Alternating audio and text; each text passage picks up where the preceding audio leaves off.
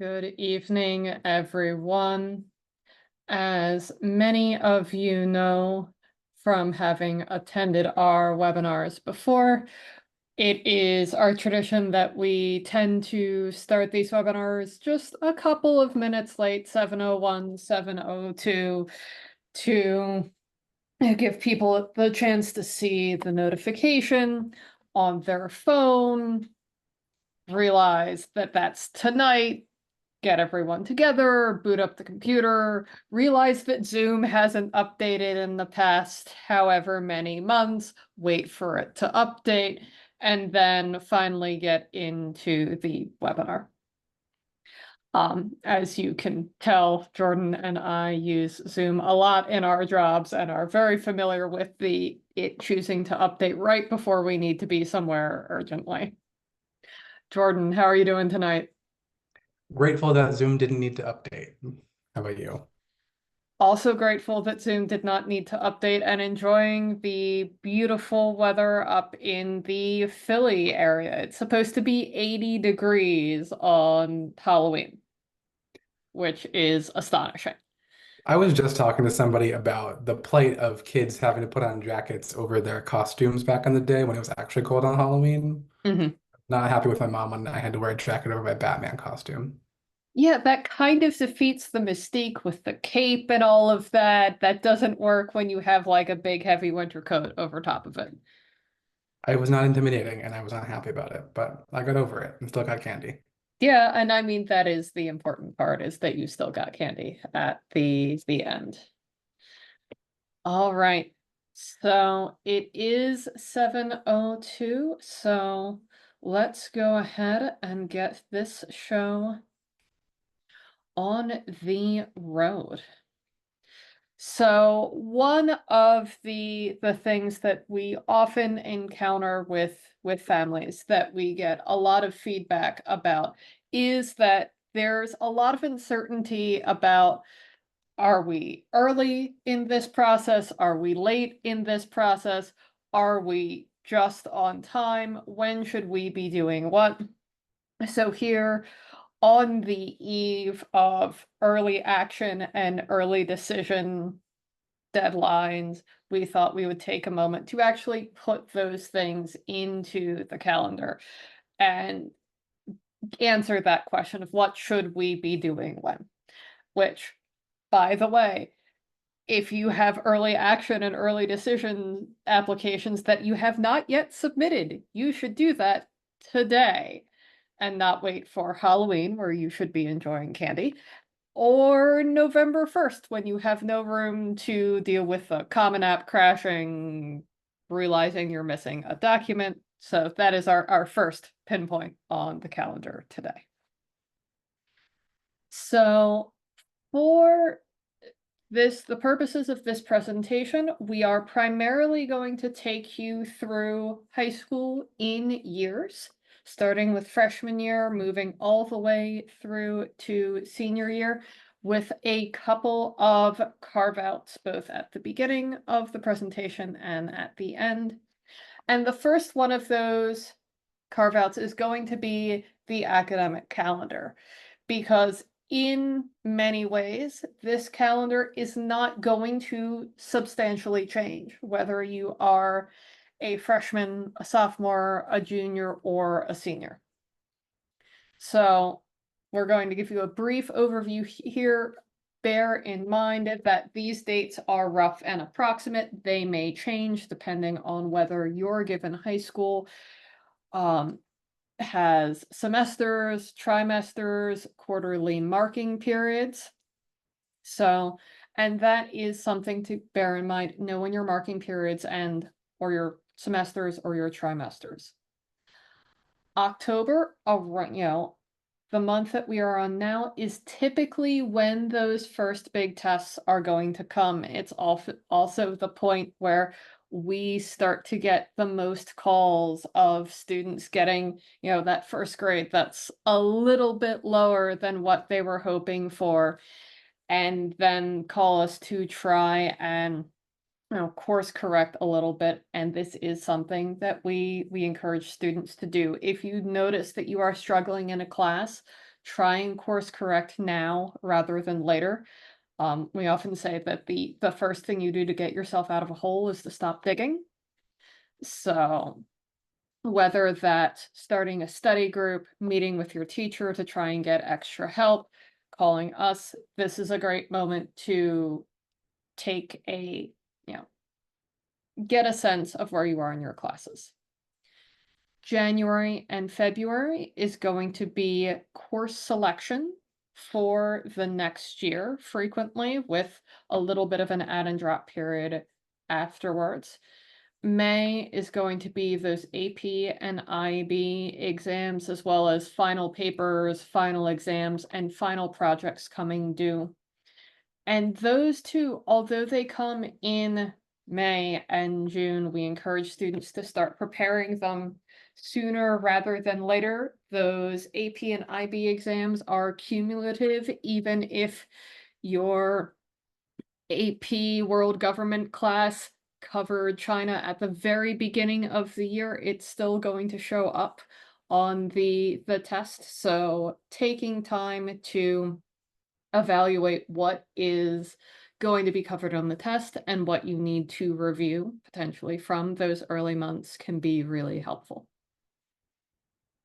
Our other major carve out here is going to be about building the college list. For 9th and 10th grade, we often have families ask, like, should we be visiting schools? What should we be doing?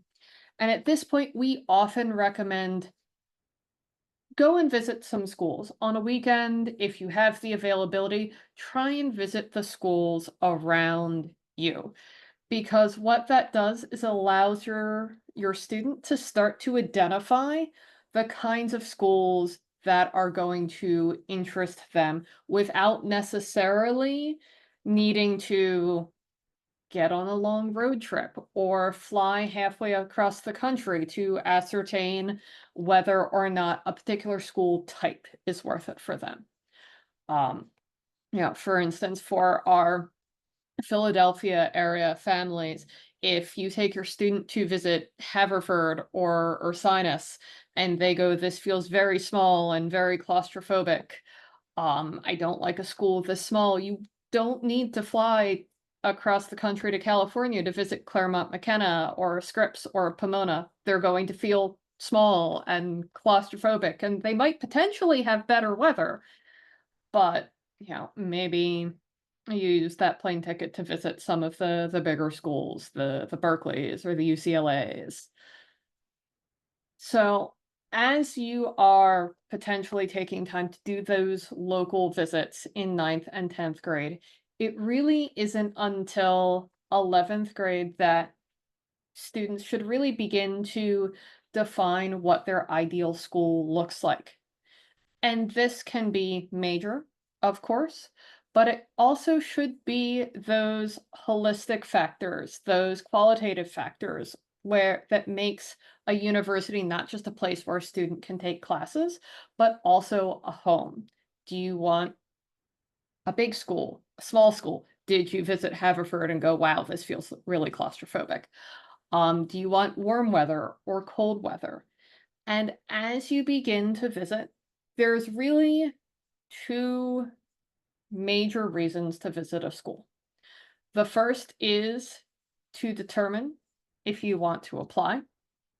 If you are up in the air about a school, it sounds good, but you're not sure. Getting a feel of the campus can be really useful, but also visiting for demonstrated interest. This is something that not every school tracks. We can certainly, if someone would like to hear more about it, feel free to drop it in the Q&A, which is at the bottom of your screen, and we'll be happy to give you an overview of some of the schools that care a lot about demonstrated interest. But some schools will factor into an admissions decision whether or not a student has indicated that they are interested in the school. That being said, you do not need to visit every school on a student's list. If you don't have time, it is all right to apply to a school and potentially visit it later. winter and spring breaks can be great times to visit, but Jordan, I know from your experience of admissions officers that those times can get a little hairy. So when do you recommend families would book their tours and info sessions for these? Yeah, a lot of areas, as you probably know, within a same school district, for example, will have the same spring or winter or fall break. So then colleges would then get an influx of everyone from northern New Jersey or from Texas or from wherever. So as soon as you know when your spring break is, and as soon as your student knows what schools they want to visit, I recommend booking that as soon as possible, just so you can get on the list, just so you can get the official tour. You don't always need the official tour to get a sense of campus, but it's always nice to have somebody leading you around doing that. You can get questions answered, you can, you know, get some of that insider information or sense of what it really is like to be a student on that campus when you have a tour guide. As we move into June, we're now speaking for rising seniors.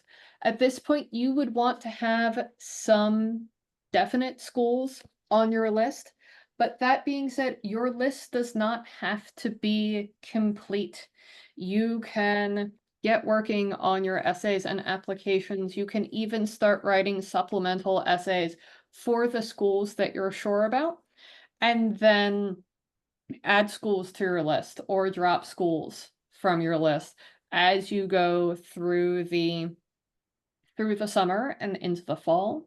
That's often why we advise families to start early, as it takes the pressure off when, you do a fall visit to, say, Wake Forest, and realize how beautiful it is when the foliage starts to turn and goes, hey, maybe I do want to put some southern schools on my list. And you have a chance to meaningfully and thoughtfully do those applications because you've started early in this process.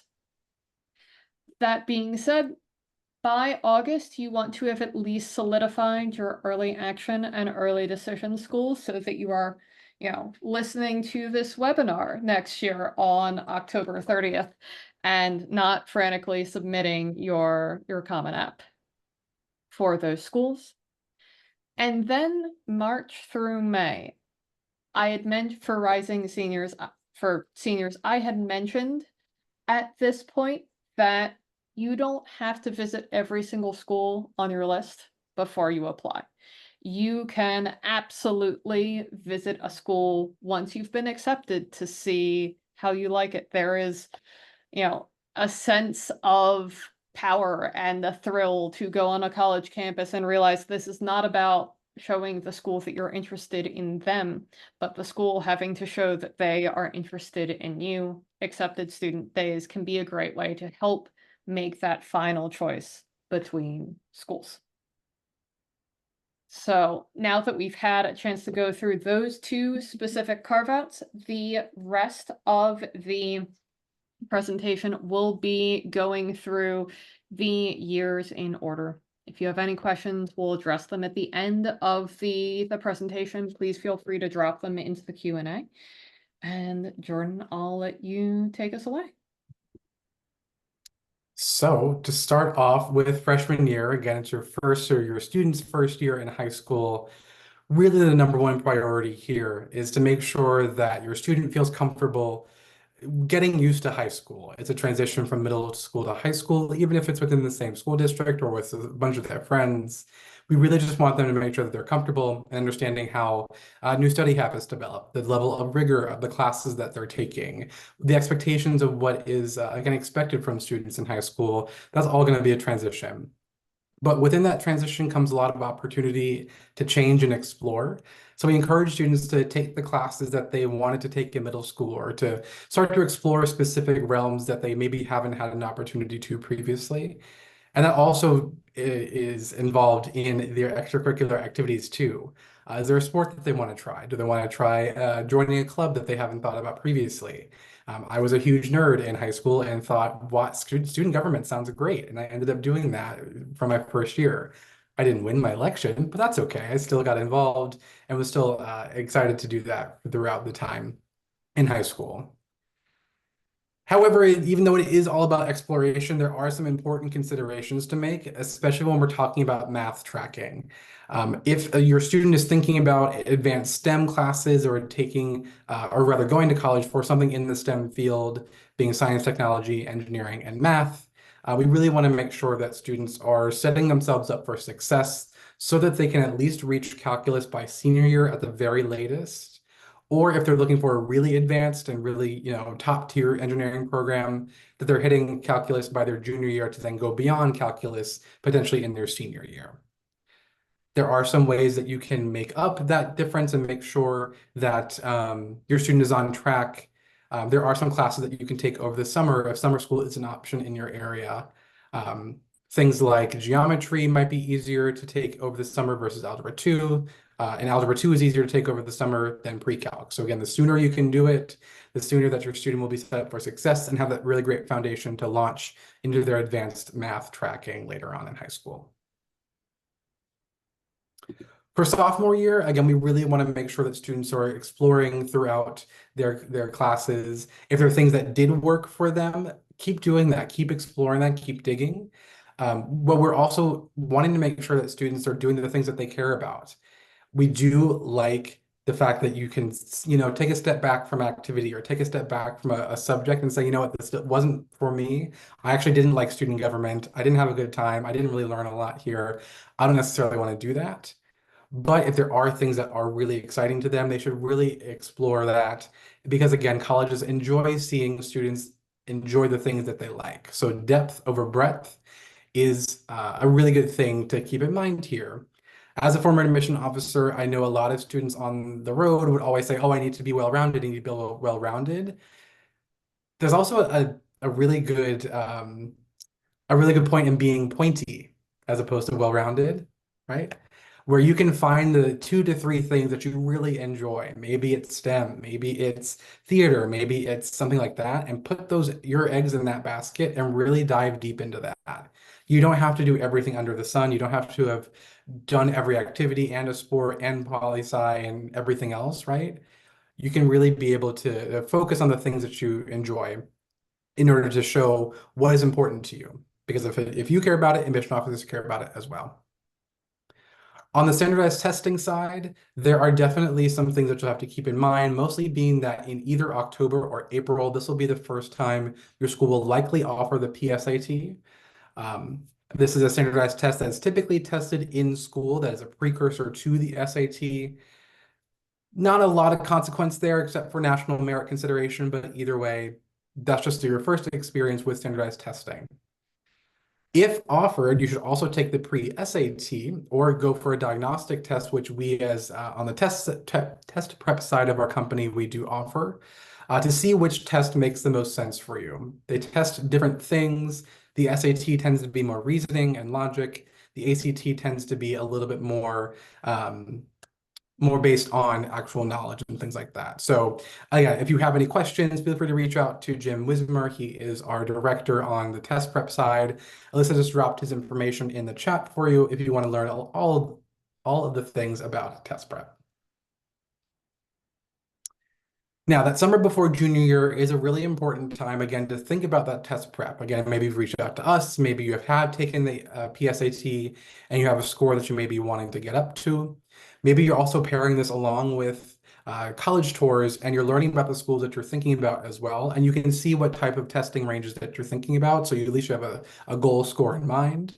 This is the time to start test prep as long as your student has completed Algebra 2 and geometry by the end of sophomore year. Now, there are some caveats. We know that not all school curricula are exactly the same. Might be some students who are in integrated math curricula, for example. If you have questions as far as the concepts and things like that you've covered in your math classes to date, and whether you'd be ready for our test prep, feel free to reach out to us at our info inbox, and we can take a look at the curricula online and tell you whether we feel you would be best prepared to do that. Again, that's something that our test prep team is really well versed on as well. Also, again, the summer before junior year, make sure you're thinking about doing some sort of work over the summer, whether it be an extracurricular activity that you've done previously, maybe it's something new, maybe it's something else you want to explore. think about not only what you want to do, but also what is meaningful to you. Because if you care about it, you're invested way more in it than if you're just doing it to do it. Doing things for college, again, from the admission office side, is relatively easy to see. And we would much rather have your students be involved in things that they care about. So again, think about the meaningful things that your students can be doing over that summer. All right. And then we move into junior year. In this case, I know we briefly talked about academics at the beginning of this presentation. I'm going to briefly flag this again and simply go, this is the most important year of high school when it comes to grades and rigor, because it is the last full academic year that colleges are going to see when applications are sent. Depending on whether applications are sent but for an early action or regular decision deadline or a regular decision deadline, they will see potentially part of your senior year grades, but this is the year that they get to see in its entirety that most resembles who you are going to be when you arrive on that college campus. So this is the year that they're going to pay the most attention to. As far as extracurriculars go, this is the point to invest time in your extracurricular depth. At this point, students have likely identified the things that really speak to them. They've had those couple of years of exploration to go, oh no, actually, I did not like student government at all. Why don't we try the school paper instead? Or turns out I'm really terrible at the clarinet and I can't march. Let's try violin.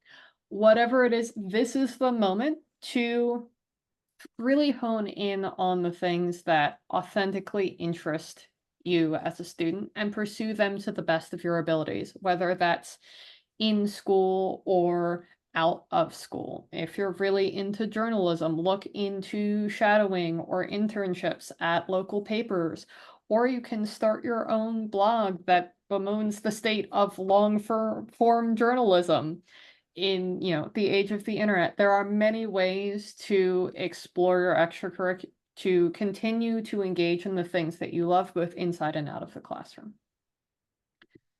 There will likely be an opportunity to take the PSAT again. This is going to be the test that counts for national merit. I know many students many juniors have likely just received their PSAT scores. If you are interested to know what those national merit cutoffs are, please feel free to reach out to us. Jim Wismer will be happy to get on the phone with you.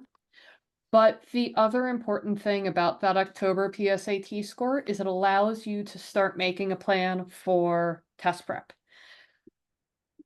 Take that score and take an ACT diagnostic test to compare and see which of those scores is going to be better for you in the long run. At this point, almost every college that accepts test scores considers both of these tests equally. I think there is a tiny Methodist college in Kansas that only accepts the ACT, but in close to a decade of doing this, I have literally never had a student apply there. So, unless you want to be my first, whether you take the SAT or ACT should be determined based on the one that you begin scoring the highest in and the one that you are most able to make progress in. This is something we offer to all of our students with free diagnostic testing. We review your scores and also try and identify where a student is going to be able to make progress the most quickly. This is also going to be the point where juniors can begin thinking about essays and applications. And this may seem early in the process, but the Common App has changed its prompts precisely once in the past decade. And when I say change their prompts, I mean they added the one about gratitude. And that's been it for literally the past 10 years. You can start brainstorming your Common App personal statement. You can start filling out the activities and have that 75% of the way done just to be polished up with that summer after a junior year internship or the leadership position senior year. You can start, if you choose to set up an initial consultation with us, you can build a relationship with your coaches and get your questions answered so that later on you can launch into this process smoothly and with a running start. As we move into winter break, this is also a great time to plan for summer activities. If students are thinking about applying for summer programs, many of those deadlines are early, are January or February. So getting those applications in, but also making plans to do other things, whether that's reaching out to, to contacts and networking to see if you can get internships or research opportunities, whether that's starting the blog bemoaning the decline of long form journalism, whatever it is, starting to put those pieces in play now sets you up for success over the course of the summer. By February, the Common App will have released their essay prompts. We'll see if next year they add or change something else, but as we've mentioned, they've changed precisely once over the past decade. And then the last and crucial thing for juniors, before you leave for summer break, ask your teachers for letters of recommendation. And the reason why you ask before you leave is to help your teachers help you. Teachers do this on their own time. They are not paid to write letters of recommendation. Many of them allocate their summer months to taking care of this so that they're able to give every single student every single student's letter the attention and time that it deserves. Asking before you leave gives them the runway to make sure that they are writing you the best letter that they can over the summer, after junior year, and before senior year, which is one of those most critical times. This is when, if you are still aiming for that score that you need, these are some of the last opportunities to take a test before early action and early decision deadlines, the August and September tests. This is your opportunity to, without being restricted by having calc homework or having track practice or band practice, to dedicate time to your essays. And we often recommend families try and get the vast majority, if not all, of their essays written over the summer before senior year. Although almost every supplement essay will be released with the Common App by August 1st. I'm not going to name the few schools who didn't make that deadline this year. They know who they are and they should be ashamed. Many schools will release their supplemental essay prompts before August 1st, and you can get started working on those. This is also your opportunity to visit schools, especially any schools that have that demonstrated interest component in mind. Although, of course, in the summer, it does hit a little bit different as, students are not on campus. If you visited my alma mater, Dickinson College, in August, it would be full of 6-year-old ballerinas because we hosted the ballet camp for the Carlisle Youth Dance Ballet. And it would give you a very different sense of what the campus was than if you had visited on, a weekend in October or November. So it is something to bear in mind that the atmosphere that you experience will be slightly different. This is also going to be your last chance to engage in a meaningful extracurricular activity. summer is a great time because you have that dedicated space for the internship, for the research program, for, you know, the blog bemoaning the decline of long form journalism. Whatever it is, this is your last opportunity to have that dedicated space leading up to the Common App officially opening on August 1st, and hopefully all of those applications go in shortly after that. All right, and then Jordan, I'm going to let you take the capstone here and walk us through senior year. Capstone just reminds me of my master's thesis, but yes. Senior year is the time that everything comes to a head, right? This is what you have been working for, to thinking about the college process, and it starts very early. And as you've seen throughout each of the slides here, thinking about your extracurricular depth is really important. Maybe there are leadership opportunities that now, as a senior, you can step into, you can run for, you can apply for. If that's something that you are excited about, we always recommend students to continue that depth as you move forward throughout your time in high school and again, culminating in senior year. When you get back to school, make sure that you are very politely following up with those teachers who have likely been working on those letters of recommendation throughout or over the summer. This is a great time to connect with them and to think about, or rather to tell them, the schools that you are thinking about applying to, and most notably the deadlines for which you need to submit them.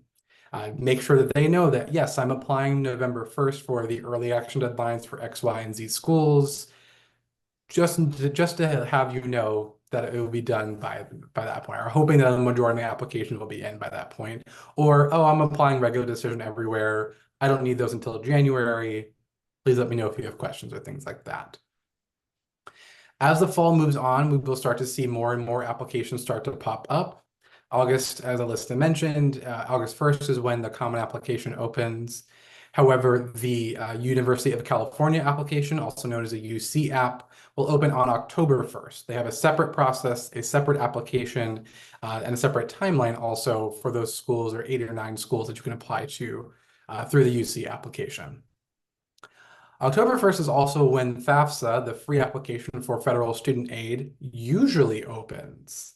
However, over the past few years, the federal government has decided to simplify the form, make some changes, go completely digital, things like that.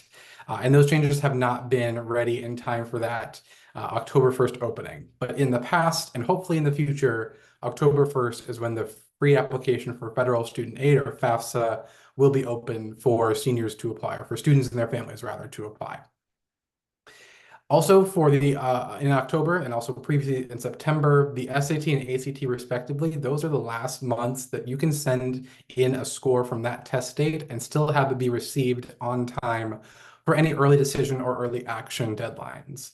There are some schools, notably Penn State, we work with a lot of students in the Philadelphia area, that if you're applying for that November 1st early action deadline, they require that SAT score or ACT score to be in their office, in their system, by November 1st.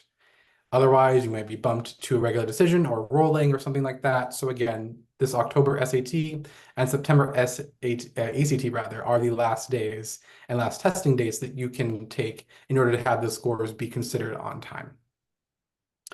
The most common decision deadlines are going to be October 15th, November 1st, and November 15th for early action or early decision. There are kind of groups of schools that will fall into each of those categories. October 15th are typically large Southern public institutions. Think of UNC Chapel Hill, think of Clemson, think of the University of South Carolina, all have October 15th early action deadlines.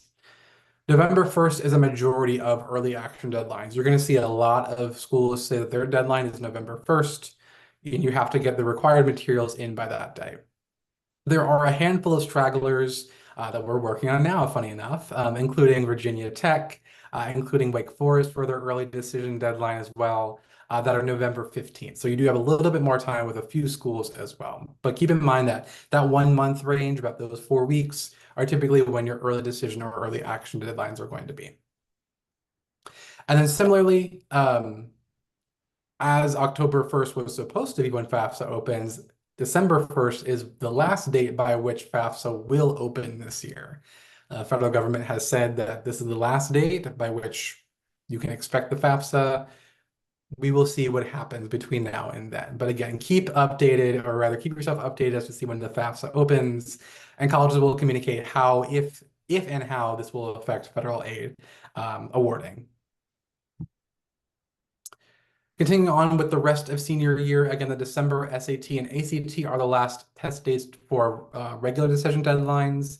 Make sure that you're getting your last test dates then if you feel like you need to have that extra time for you there. Around December 15th-ish is when most early decision notifications go out. So the admission offices have been reading applications between that October 15th, November 1st deadline. About a month or 6 weeks later, they're then going to start releasing decisions for their early action or early decision deadlines. As we move into the end of December, beginning of January, most regular decision deadlines will start to come around as well. That January 1st date isn't always exactly January 1st. Some schools will kind of bump it to January 2nd to make sure that you're actually in school or that mail can actually be processed and things like that. Might be January 5th. Keep in mind that each school will do things a little bit differently, but around that time is when most regular decision deadlines are. January rolls around, and by that point, you've typically had enough grades or enough marking periods in high school in order for your high school to then send an updated transcript to the schools and colleges that you have applied to. This is what we call your senior year transcript or your mid-year grade report or something like that. For schools that undergo semester or have semester scheduling, it will typically be after that first semester and after those final first semester grades are in. That typically starts around January. Maybe it'll bleed into February. That's completely okay. And then for schools on a trimester system, that's typically after the second trimester that we will then start to see some of those not quite mid-year grades, but 2/3 of the way done grades for those trimester schools. Again, January and February are most early action notifications as well. There are some schools that do have a different deadline and different notification deadline for early decision versus early action. There might be some schools that release early decision first because those are the students who have committed to attending, and then they'll release those early action notifications later. So keep in mind that that's a possibility that you might have two different deadlines for the same school, or rather two different release dates for the same school, but they were both early and both due on the same time. March and April is honestly kind of the fun part where you start to hear back from all of your regular decision schools. By that time, by April 1st, you're probably going to have a majority of your decisions in hand or in your inbox. Typically, mid-March is when a lot of them start to come out, and then they'll start rolling weirdly, typically on Fridays, and into your inbox and into the portals and things like that.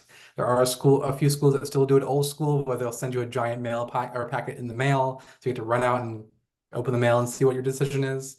But keep in mind that March and April is when you start to hear back from those schools. And shortly afterwards, the colleges will then start to host admitted student days, either on campus, where you fly to campus, you drive, however you get there to campus, you're celebrated, you get to walk around and see what it's actually going to be like to be a student on that campus. Or there might be some regional activities as well, where you're celebrated in a place that's close to you, and the admission officers or staff members might fly out, and they might host events and things like that as well. May 1st is kind of crunch time, the decision date also. It is the time that most colleges will ask you to put down an enrollment deposit at the school that you are intending to apply, or rather not apply to, but enroll at for the next year.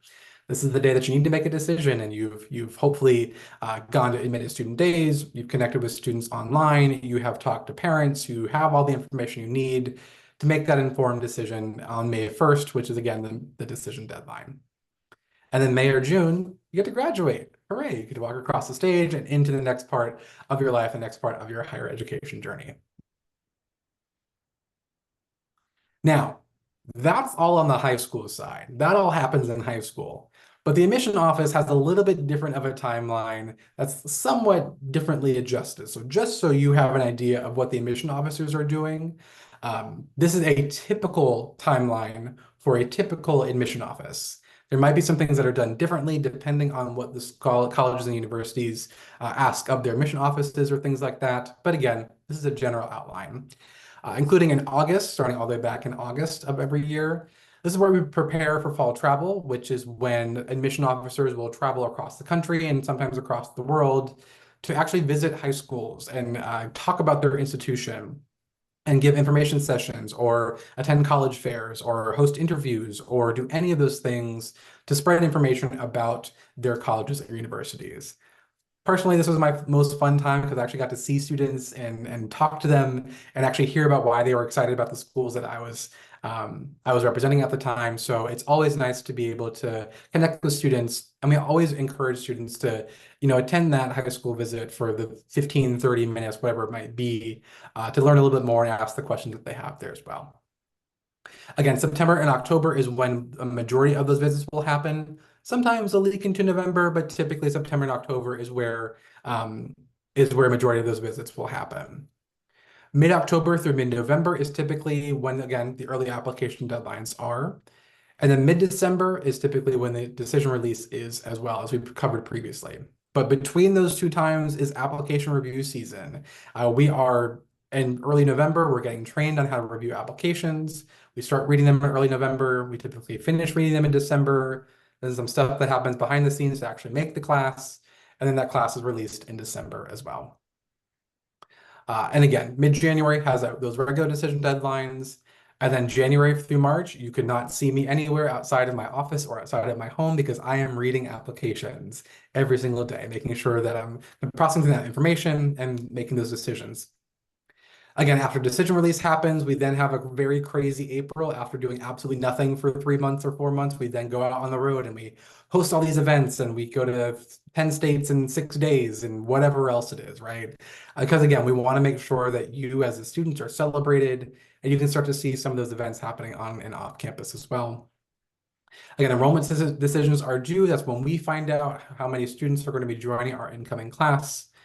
And then May through August is a really great time to take that vacation, to take a day off, to take a long weekend, to plan and rest and recuperate and think about the next cycle then have it all start again in August.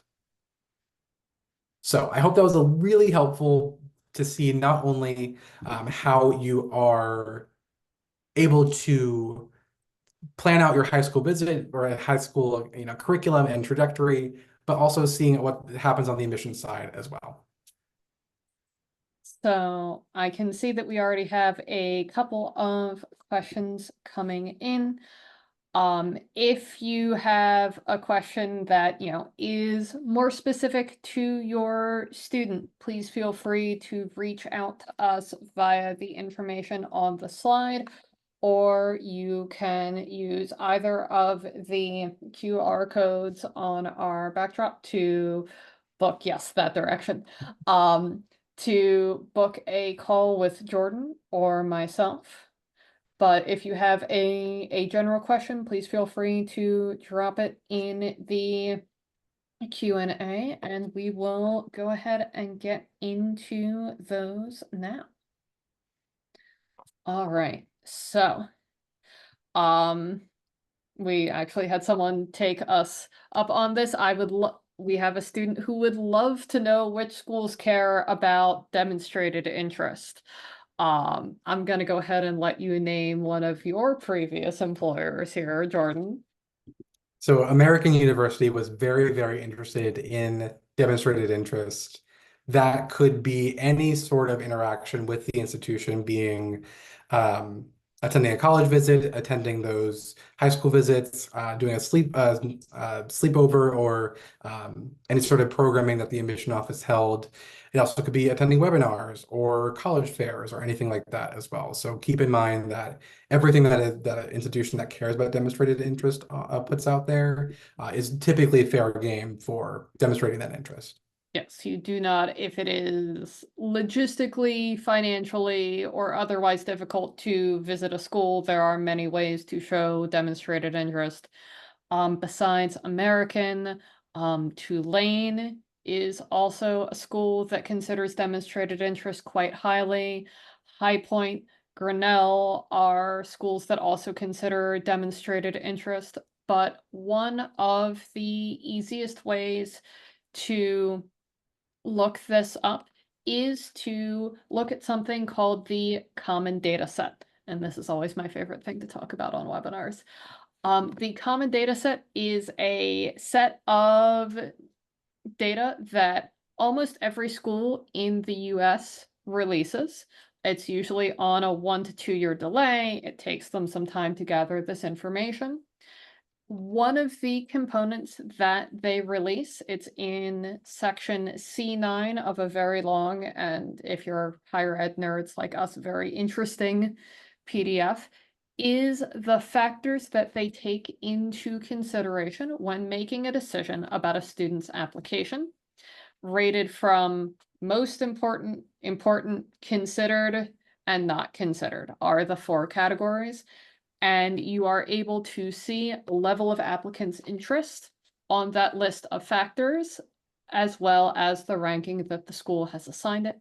This is also a great place if you have a parent or a relative who attended the school. This also gives you the opportunity to see if the school you are interested in considers legacy as part of that application process. All right, and I think that is all as far as our questions go. Thank you all for joining us on this Halloween Eve. I hope we didn't keep anyone from their festivities, and have a good night.